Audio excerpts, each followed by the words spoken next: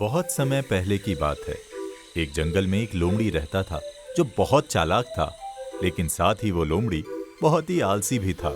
वो इतना आलसी था कि अपना पेट भरने के लिए खुद से खाना तलाश करने में भी आलस करता था, इसलिए वो हमेशा भूखे पेट ही रह जाता था। लगता है आज भी मुझे कोई खाना नहीं खिलाने वाला। इससे पहले कि भूख से मेरे प्राण निकल जाएं, मुझे कोई उपाय सोचना पड़ेगा। लोमड़ी खाना जुगाड़ करने के तरीके सोच रहा था। तभी उसकी नजर पेड़ के नीचे बिल में पड़ी। उसने देखा कि उस बिल से बहुत सारे चूहे निकल के कहीं जा रहे हैं। उन सब चूहों में एक चूहा बहुत ही मोटा और तगड़ा था। वाह, इतने सारे चूहे एक जगह! अगर ये चूहे मुझे खाने के लिए मिल जाएं, तो मजा आ जाएगा। पर इन्हें पकड़ने के लिए मुझे बहुत मेहनत करनी पड़ेगी। मुझे कोई और तरकीब निकालनी पड़ेगी जिससे ये चूहे खुद ही मेरे पास भोजन बनने के लिए आ जाएं। लोमड़ी कोई तरकीब सोचने में डूबा हुआ था। तभी उसे सारे चूहे खाना खा के वापस आते हुए दिखे। सरदार, आज तो मजा आ गया। खाने के लिए कितने स्वादिष्ट भोजन मिले। सारे चूहे और उनका सरदार अपने बिल में चले गए। लोमड़ी ये सब देखता रहा और रात भर कोई ऐसी तरकीब सोचता रहा जिससे वो आसानी से चूहों को खा सके। और सुबह तक उसने एक तरकीब सोच ही ली। अगले दिन लोमड़ी ने अपनी योजना के अनुसार चूहों के बिल के बाहर हाथ जोड़कर एक पैर पर खड़ा हो गया। उसका मुंह खुला हुआ था और उसकी दिशा सूरज की ओर थी और आंखें बंद थी। तभी चूहे बिल के बाहर आए और लोमड़ी को ऐसी अनोखी मुद्रा में खड़े देख आश्चर्यचकित हुए। उसे ऐसे खड़ा देख एक चूहा डरते डरते उसके पास गया। लोमड़ी भाई, तुम इस तरह एक टांग में क्यों खड़े हो? चूहे की आवाज सुनकर लोमड़ी ने धीरे से अपनी एक आंख खोली और गुस्से से बोला, मूर्ख चूहे, लगता है तुमने मेरे बारे में कभी नहीं सुना। अगर मैं गलती से भी चारों पैर जमीन पे रख दूंगा तो ये धरती मेरा बोझ नहीं संभाल पाएगी और उसी के साथ तुम सबका अंत हो जाएगा। तब तक बिल से और भी चूहे बाहर आ चुके थे और लोमड़ी की ये बात सुनकर उनमें खुसुर फुसुर शुरू हो गई और सब धीरे धीरे लोमड़ी के पास गए। और चूहों के सरदार ने आगे आकर लोमड़ी से पूछा, हे महान लोमड़ी, हम आपकी बात सुनकर आपके बारे में जानने को बहुत उत्सुक हैं। कृपया हमें अपने बारे में कुछ और बताइए। मैंने हजारों वर्ष हिमालय पर्वत में एक टांग पर खड़े रहकर तपस्या की है। भगवान ने प्रकट होकर मुझसे कहा कि मेरी तपस्या से मेरा भार इतना अधिक हो गया है कि अगर मैं अपने चारों पैर धरती पे रख दूं, धरती गिरने लगेगी और ब्रह्मांड को फोड़कर दूसरी ओर निकल जाएगी। लोमड़ी की बातें सुनकर सारे चूहे उससे प्रभावित हो गए और उसके सामने हाथ जोड़कर खड़े हो गए। लोमड़ी अपनी झूठी कहानी चूहों को सुनाता रहा। तब से देवताओं ने कहा कि धरती मेरी कृपा पर ही टिकी रहेगी और उसी समय से मैं अपनी एक टांग पर खड़ा हूँ, क्योंकि मैं नहीं चाहता कि मेरे कारण अन्य किसी जीव जंतुओं को कष्ट हो। और अगर मैंने अपने चारों पैर धरती पर रख दिए तो अनर्थ हो जाएगा, प्रलय आ जाएगा, सब खत्म हो जाएगा, तुम सब भी। हे महान लोमड़ी, आप दिन रात एक पैर पर खड़े रहते हैं, फिर भोजन कैसे और कब करते हैं? मेरा भोजन केवल हवा है। मैं बस हवा खाकर ही जिंदा रहता हूँ। देवताओं के आशीर्वाद से मुझे खाना खाने की जरूरत कभी नहीं पड़ती। लोमड़ी की बात सुनकर चूहे उससे पूरी तरह प्रभावित हो चुके थे। जैसे जैसे लोमड़ी उन्हें अपने बारे में बताता गया, उनका सारा भय जाता रहा और वो निर्भय होकर उसके बिल्कुल निकट आ गए। चूहों को अपने इतने पास आते देख लोमड़ी बहुत खुश हुआ। वाह, लगता है मेरी योजना काम कर गई। अब मुझे भोजन की कमी कभी नहीं होगी। बस मुझे ये ढोंग चालू रखना होगा। इस तरह लोमड़ी रोज अपनी एक टांग पर खड़ा रहता और चूहे उसके चारों ओर बैठकर ढोल मंजीरे लेकर उसके भजन गाते।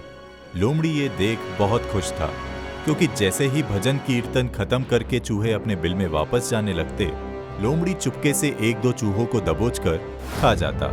वो मजे से दबोचे हुए चूहों को खाकर रात भर आराम करता था और फिर सुबह होते ही चूहों के बिल के पास जाकर एक टांग पर खड़ा हो जाता था। वाह, बिना परिश्रम का खाना कितना स्वादिष्ट लगता है। धीरे धीरे चूहों की संख्या कम होने लगी।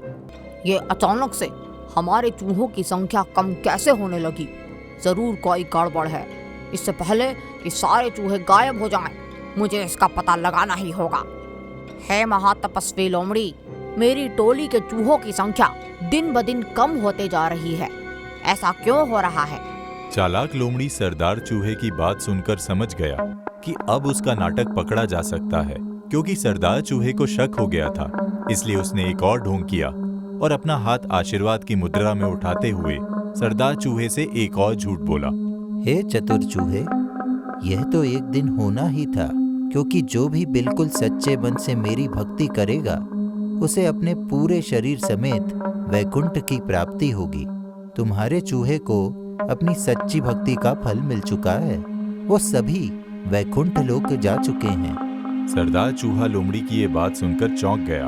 तभी उसकी नजर लोमड़ी के पेट पर गई और उसने ये देखा कि लोमड़ी पहले से बहुत मोटा और तगड़ा हो गया है। उसे समझ में आ गया कि हो ना हो लोमड़ी ही उसके चूहों को खा रहा है। ये कोई महात्मा या तपस्वी नहीं, बल्कि एक ढोंगी लोमड़ी है। मुझको सबको सतर्क करना होगा। चूहों के सरदार ने तुरंत जाकर बाकी बचे चूहों को सतर्क किया और एक योजना बनाई। अगले दिन फिर से सब चूहे लोमड़ी के पास भजन कीर्तन के लिए गए, पर इस बार सरदार चूहे ने सबसे अंत में अपने बिल में घुसने का फैसला किया। भजन कीर्तन समाप्त होने के बाद सारे चूहे बिल में घुसने लगे। चूहों का सरदार आज सतर्क होकर सबसे पीछे था और जैसे ही लोमड़ी ने उसे दबोचना चाहा, सरदार चूहा उछलकर उसके पंजे से बच गया और उछलकर लोमड़ी की गर्दन में चढ़ गया और उसे काटने लगा। लोमड़ी दर्द से तिलमिला उठा। बचाओ, छोड़ो मुझे। सरदार चूहे के हमला करते ही बाकी चूहे भी आकर लोमड़ी पर हमला करने लगे और उसे जगह जगह से काटने लगे। लोमड़ी ने बहुत कोशिश की, लेकिन इतने सारे चूहों के हमले से वो बच नहीं पाया और धीरे धीरे दम तोड़ दिया। चूहे ये देखकर बहुत खुश हुए। इस तरह सारे चूहों ने मिलकर ढोंगी लोमड़ी से अपना बदला लिया। एक बार की बात है, एक गांव में राजू नाम का एक चरवाहा अपने माता पिता के साथ रहता है। वैसे तो वो बहुत अच्छा लड़का था, पर उसे एक ही बुरी आदत थी, झूठ बोलने की। झूठ बोलने के साथ साथ वो बहुत लापरवाह था। उसका किसी भी काम में मन नहीं लगता था। एक दिन राजू स्कूल से आने के बाद आराम कर रहा था। तभी उसके पिता ने वहां आकर उससे पूछा, राजू, तुमने स्कूल की पढ़ाई कर ली? हाँ पिताजी, कर ली। ठीक है, मैं भेड़ों को चराने जा रहा हूँ। ठीक है पिताजी। राजू ने अपने पिता से झूठ बोला, क्योंकि उसने कोई पढ़ाई नहीं की थी। वाह, आखिर मेरा झूठ मेरे काम आ ही गया। राजू ऐसे ही सबसे झूठ बोलता रहता था। फिर एक दिन राजू के पिता बीमार पड़ गए, जिसके कारण वो अपने भेड़ों को चराने नहीं जा पाए और उन्होंने राजू को बुलाकर भेड़ों को चराने का काम दिया। बेटे राजू, मेरी तबीयत ठीक नहीं लग रही, इसलिए मैं चाहता हूँ कि कुछ दिनों तक तुम भेड़ों को चराने ले जाओ। हाँ हाँ पिताजी, क्यों नहीं। और हाँ, भेड़ों का ध्यान रखना, एक भी भेड़ खोनी नहीं चाहिए। कहीं खेलकूद करने के चक्कर में मत लग जाना। मेरे साथ सारे भेड़ बिल्कुल सुरक्षित रहेंगे। भेड़ों की सुरक्षा का भरोसा दिलाकर राजू उन्हें चराने पास के जंगल में ले गया। उसने जंगल जाकर भेड़ों को चरने के लिए छोड़ दिया और खुद एक पेड़ के नीचे बैठ उन्हें देखने लगा। लेकिन थोड़ी ही देर में उसका मन ऊब गया। राजू को कुछ समझ में नहीं आ रहा था कि क्या करे। तभी उसकी नजर पास के खेत में काम करते कुछ लोगों पर पड़ी। उसने उन्हें देख उनसे मस्ती करने की सोची, ताकि उसका मनोरंजन हो पाए। तभी उसके दिमाग में एक योजना आई और उसने जोर से चिल्लाना शुरू किया, भागो भागो, भेड़िया आया, कोई मुझे बचाओ, भेड़िया आ गया। राजू की आवाज सुन खेत में काम करने वाले लोग घबरा गए और सब काम छोड़कर राजू को बचाने के लिए उसकी तरफ डंडे, फावड़ा और जो भी उन्हें मिल सका लेकर भागे। पर जब वो राजू के पास पहुँचे तो उन्होंने देखा कि वहाँ कोई भेड़िया नहीं है और राजू उन पर हंस रहा है। राजू, कहाँ है भेड़िया और तुम हंस क्यों रहे हो? अरे कोई भेड़िया नहीं है, मैं तो मजाक कर रहा था। राजू, ये भी कोई मजाक करने की बात है? हमें लगा तुम मुसीबत में हो, इसलिए हम सब काम छोड़कर तुम्हें बचाने आए और तुम झूठ बोल रहे थे। ये आदत ठीक नहीं है। हाँ हाँ, ठीक है, समझ गया। अब आगे से नहीं करूँगा। गांव वाले वहाँ से चले गए। अगले दिन फिर राजू अपने भेड़ों को लेकर जंगल में गया और उसने फिर से अपने मनोरंजन के लिए वही योजना अपनाई। ओ भागो भागो, भेड़िया आया, कोई मुझे बचाओ, भेड़िया आ गया। राजू की चीख सुनकर फिर से गांव वाले अपना अपना काम छोड़कर राजू को बचाने आए। पर पिछली बार की तरह इस बार भी राजू झूठ बोल रहा था। वहाँ कोई भेड़िया नहीं था। राजू, ये बिल्कुल अच्छी बात नहीं है। तुम रोज रोज झूठ बोलकर हमारा काम खराब करते हो। इस तरह तो तुम्हारी बात पर कोई भरोसा नहीं करेगा। आप लोगों में इतनी समझ भी नहीं कि इस जंगल में कोई भेड़िया नहीं रहता। आप लोग बेवकूफ हो जो दौड़ते हुए आ जाते हो। पर एक बात कहूँ, आप लोगों की बेवकूफी देखकर मुझे तो बड़ा मजा आया। चलो चलो, इसे तो समझाना ही बेकार है। अगले दिन राजू फिर से अपने भेड़ लेकर उसी जंगल में उन्हें चराने गया और उसने फिर से गांव वालों के साथ मस्ती करने की सोची। राजू अपनी योजना के अनुसार चिल्लाने ही जा रहा था, तभी उसने सामने झाड़ियों में कुछ हलचल देखी। वो रुक गया और ध्यान से उधर देखने लगा। तभी झाड़ियों को चीरता हुआ सच में एक भेड़िया वहां आ गया और राजू के सामने खड़ा हो गया। राजू ये देखकर डर गया। बचाओ बचाओ, भेड़िया आया, जल्दी कोई बचाओ, ये भेड़िया ये मुझे खा जाएगा। राजू अपने प्राण बचाने के लिए पेड़ पर चढ़ के चिल्लाने लगा। अरे सुनो, वो राजू फिर से भेड़िया आया चिल्ला रहा है। चिल्लाने दो, अब उसके झूठ के जाल में हम फंसने वाले नहीं हैं। चुपचाप अपना काम करो। सही कहा। अगर वहाँ गए तो फिर से हमें देख के हंसेगा और हमारा मजाक उड़ाएगा। उधर राजू मदद के लिए चिल्लाता रहा, पुकारता रहा, लेकिन गांव वालों ने उसकी बात को फिर से मजाक समझकर जाना जरूरी नहीं समझा। इधर भेड़िया राजू के भेड़ों की तरफ बढ़ता जा रहा था। राजू असहाय होकर भेड़िए के ऊपर चिल्लाने लगा, कोई तो बचाओ, ये भेड़िया मेरे भेड़ों को खा जाएगा। राजू के चीखने चिल्लाने का कोई असर ना भेड़िए पर पड़ा ना गांव वालों पर, और देखते ही देखते भूखे भेड़िए ने राजू के भेड़ों पर हमला कर दिया और उन्हें एक एक करके खा गया। राजू ये सब पेड़ के ऊपर से देखता रहा, पर अपने भेड़ों को बचाने के लिए कुछ नहीं कर पाया। राजू को उसकी झूठ बोलने की आदत भारी पड़ गई, जिसे उससे अपने भेड़ों के प्राणों से चुकाना पड़ा। भेड़िया राजू के भेड़ों को अपना भोजन बनाकर वहाँ से जाने लगा। तभी एक गांव वाले की नजर उस पर पड़ी। अरे वो देखो, ये तो सच का भेड़िया आ गया। कहीं राजू सच में तो मुसीबत में नहीं? चलो। गांव वाले राजू को बचाने के लिए भागे, लेकिन तब तक बहुत देर हो चुकी थी। भेड़िए ने राजू के सारे भेड़ खा लिए थे और राजू डरा सहमा पेड़ के ऊपर बैठा था। गांव वाले राजू को पेड़ पर देख चिल्लाए, क्या हुआ राजू, पेड़ पर क्यों चढ़े हो? भेड़िए के डर से, उसने हमारे सारे भेड़ खा लिए। अरे तो इसलिए तुम चिल्ला रहे थे? हमें तो लगा कि आज भी हमेशा की तरह झूठ बोल रहे हो, इसलिए कोई तुम्हारी मदद के लिए नहीं आया। इसलिए मैंने तुम्हें समझाने की कोशिश की थी।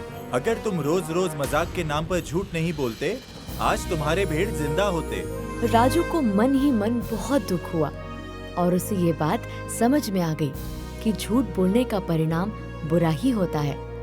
गांव वालों ने मिलकर राजू को पेड़ से उतारा और राजू को अपनी गलती का एहसास हो गया था। उसने कसम खाई कि आगे से कभी झूठ नहीं बोलेगा और गांव वालों से अपने झूठ से परेशान करने के लिए माफी भी मांगी। मुझे माफ कर दीजिए, मैंने झूठ बोलकर बहुत बड़ी गलती कर दी। मुझे ऐसा नहीं करना चाहिए था। मैं आप सबसे वादा करता हूँ कि अब से कभी किसी से झूठ नहीं बोलूंगा। और इस घटना से राजू को ये भी समझ में आ गया कि झूठ बोलने की वजह से हम लोगों का विश्वास खो देते हैं और समय आने पर कोई हमारी मदद नहीं करता।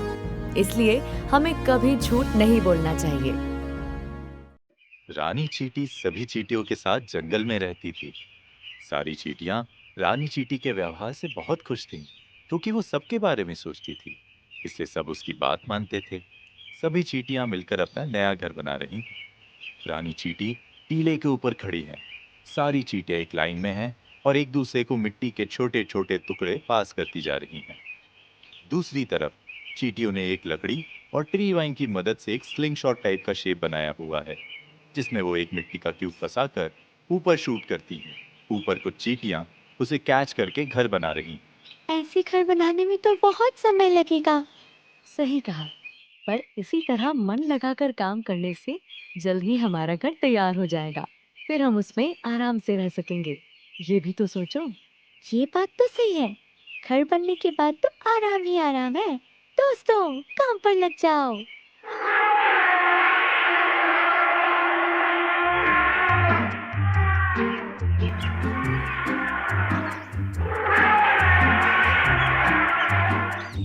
सबको डराया, बड़ा मजा आया। ये है अप्पू हाथी। ये भी इसी जंगल में रहता है, जो बहुत शैतान था और सभी जानवर उसकी शैतानी से परेशान थे। हम देखते हैं एक बंदर पेड़ में बैठा हुआ है।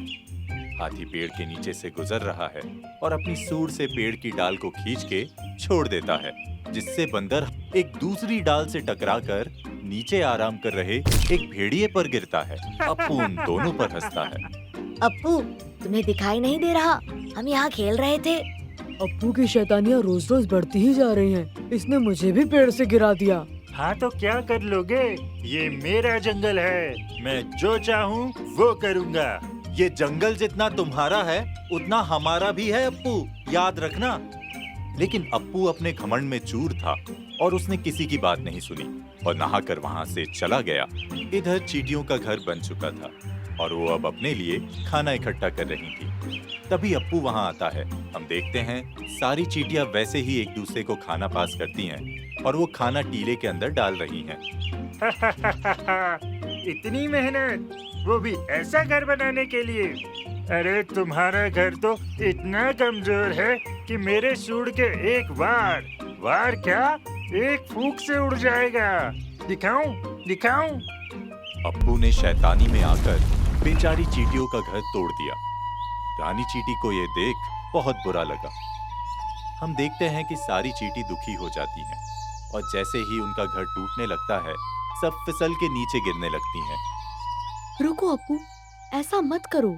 इस घर को बनाने में हम सबने बहुत मेहनत की है। ये हमारा एकमात्र ठिकाना है। इसे तोड़ के तुम ठीक नहीं कर रहे हो। छोटी सी चींटी, अब मुझे सिखाओगी? ये मेरा जंगल है, यहाँ मैं जो चाहूँगा वो करूँगा। अप्पू, तुम बहुत घमंडी हो। याद रहे, ये जंगल सिर्फ तुम्हारा नहीं, सभी जानवरों का है और हम सबको यहाँ मिलजुल कर रहना चाहिए। क्या पता हमें कब किसकी जरूरत पड़ जाए। हमें एक दूसरे को परेशान करने की जगह एक दूसरे की मदद करनी चाहिए। अपना साइज देखा है और मेरा साइज देखो। आखिर तुम मेरी क्या मदद आओगी? चलो जाओ यहाँ से।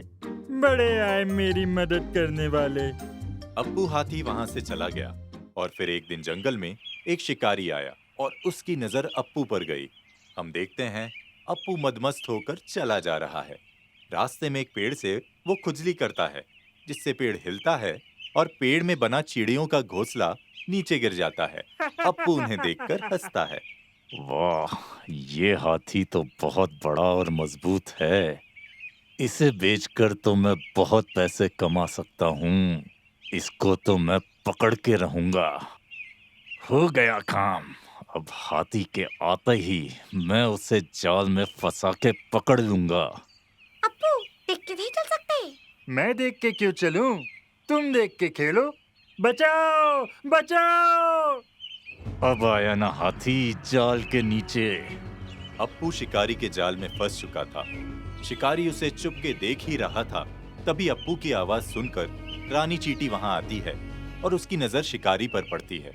अप्पू को फंसा हुआ देख उसको दया आ गई। रानी चींटी ने अप्पू की मदद करने की सोची। रानी चींटी अप्पू के पास जाती है। अप्पू, मेरे दोस्त, तुम घबराओ मत, मैं आ गई हूँ। मैं तुम्हारी मदद करूंगी और तुम्हें यहाँ से निकाल लूंगी। और रही इस शिकारी की बात, तो इसको तो हम मजा चखा देंगे। चलो साथियों। अरे बचाओ, कोई बचाओ इन चींटियों से, बचाओ!